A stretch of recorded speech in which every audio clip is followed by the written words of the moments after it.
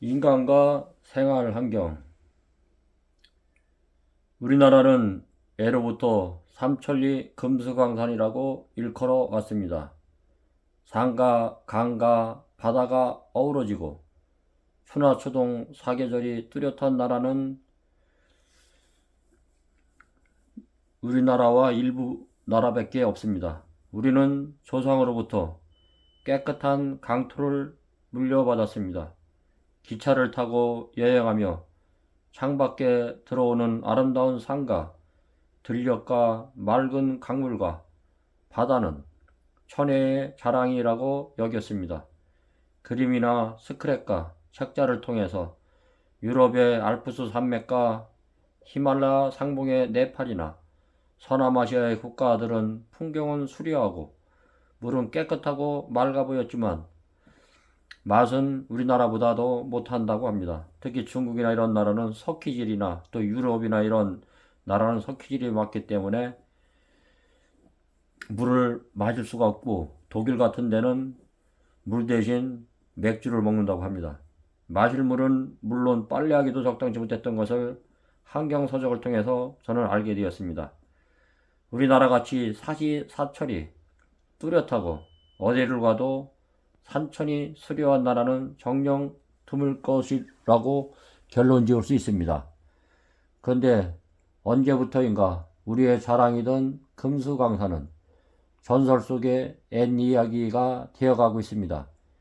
이 글을 쓰는 제가 어렸을 때, 지금은 60대 중반이지만은 충남 천안 냇가에도 방개도 작고 송사리, 붕어, 미꾸라지, 메기, 항쏘가리, 버들매치, 시리 등을 잡아 소뚜껑에 불을 지펴서 어린 고사리의 손으로 친구들과 함께 맛있게 먹던 생각이 납니다.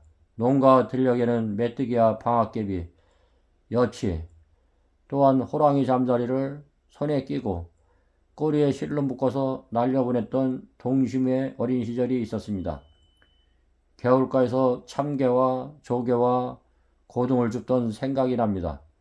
그처럼 맑던 냇가와 강이 썩고 병들어 죽어버린 냇가가 되었고, 농경지의 농가밭은 신도시로 바뀌고 아파트와 상가화가 형성되고 도로가 4차선으로 뚫리고 앵무새과 액고양이의 향수는 찾아볼 수도 없고 점점 산업화로 대기오염과 소음공해와 수질오염으로 농가밭은 가다한 비료 사용과 농약과 살충제로 토양이 산성화 되어가고 우리가 먹는 음식의 식단까지 위험한 지경에 이르렀고, 가정에서 쓰는 합성세제와 샴푸 등으로 수질이 망가지는 안타까운 현실에 이르게 되었습니다.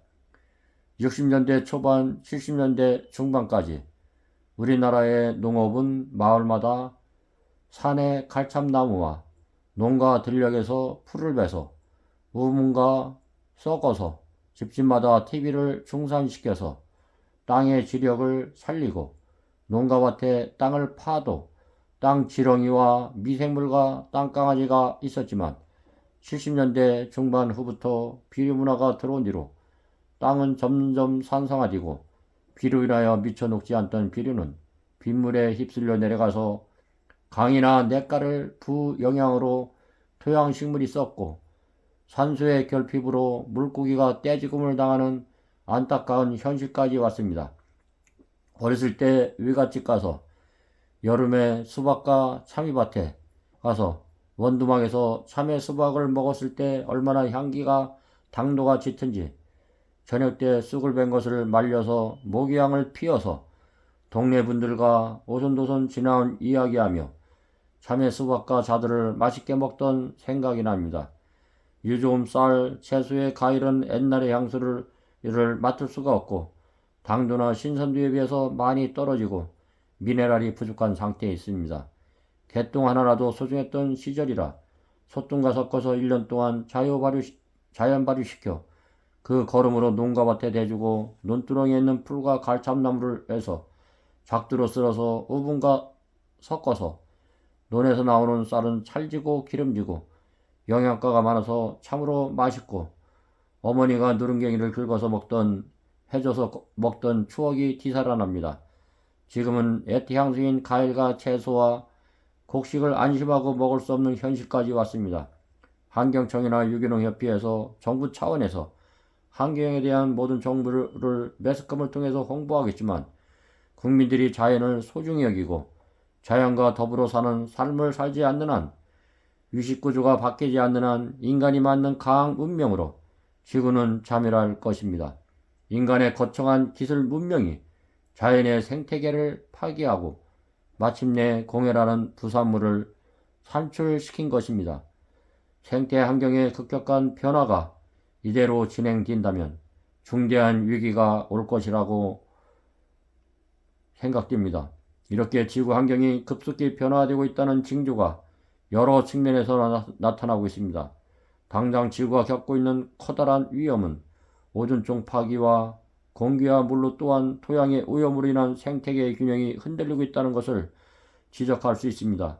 오늘날 우리 주변에 나타나고 있는 환경의 문제는 고도의 기술 문명을 발전시켜서 자연을 무한히 정복하고 착취할 수 있다는 그릇된 생각에서 나온 중대한 오류입니다. 현대 문명이 우리의 생활을 윤택하고 편하게 했지만 전기나 TV에서 나오는 전자파의 작용으로 자율신경에 이상이 생기고 두통이 오고 신경질적이며 마음의 안정을 잃어가고 있고 자동차에서 나오는 매연가스, 냉장고의 냉매와 프레온가스, 공장에서 나오는 폐수와 굴뚝에서 나오는 연기는 각종 산업화의 부산물을 대기로 품어내어 폐질환과 각종 질병에 시달리게 하고 더 나아가서는 남극 대륙보다도 큰 오존층을 파괴하며 오존층이 파괴됨으로 자외선의 영향으로 현대인들을 각종 피부암이나 각종 병으로 시달리게 하고 있습니다.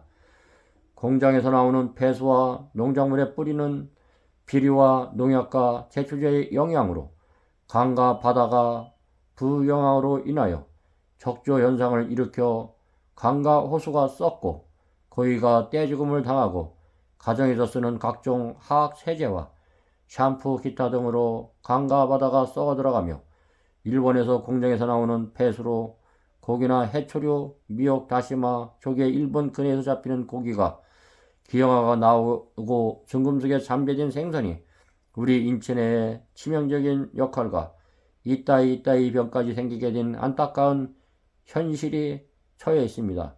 화학세제로 쓴 빨래는 우리의 호흡기와 우리 인체의 숨구멍을 통하여 들어간 세제물질이 간을 손상시키고 손의 무중과 습진을 떠나지 않고 지문이 없어지는 사례까지 봤습니다. 합성세제로 닦은 그릇은 그릇에 합성세제의 잔류가 묻어있기 때문에 음식물을 먹어도 찝찝하고 비위생적입니다. 현대 문명이 우리 생활은 윤택하게 했지만 생태계의 기능을 잃은 것이기에 자정 능력을 상실한 데서 이루어지는 피해밖에는 기대할 것이 없습니다. 다시 말해서 환경공해는 인공적인 현실입니다. 공해에 오염된 사람에게는 맑은 공기가 제한되어 있습니다. 마시는 물도 불결하고 그 몸도 건강을 유지할 수밖에 없게 됩니다. 아무리 소득 수준이 높아진다 하더라도 이러한 공해의 정도가 심해지면 생명의 수명도 짧아지고 살아가는 생활의 질은 상대적으로 낮아집니다. 따라서 그 사회 시민은 국제사회에서 제대로 사람 대우를 못 받을 뿐더러 그들이 생산한 제조품을 구매하지 않게 될 것을 더할 나위도 없습니다.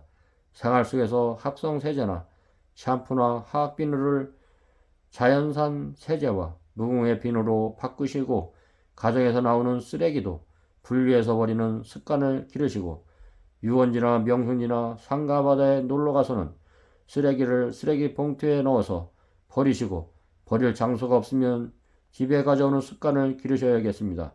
TV나 각종 스위치에서 나오는 전자파는 숫제품을 사서 놓으시고 전기 코드를 쓰시고 나서면 빼는 습관을 기르셔야 합니다.